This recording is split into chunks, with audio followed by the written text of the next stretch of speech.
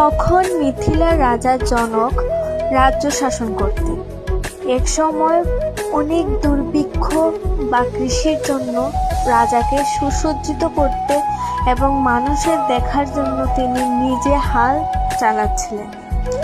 হাল চালাতে চালাতে মাটির ভেতর থেকে একটি স্বর্ণকান্তি কন্যা শিশুর আবির্ভাব হয়।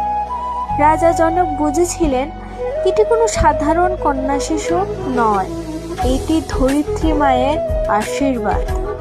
তাই তিনি নাম রাখলেন সীতা, যার অর্থ হালের রেখা থেকে জন্ম নেওয়া। সীতা বড় হয়েছেন, রাজকন্যা হয়েছেন, কিন্তু তার হৃদয় ছিল অসীম ধৈর্য, ত্যাগ আর শক্তিতে ভরা। আজও মাতা সীতা নারী শক্তি, সহনশীলতা আর ধর্মের প্রতীক হয়ে সারা পৃথিবীতে পূজিত।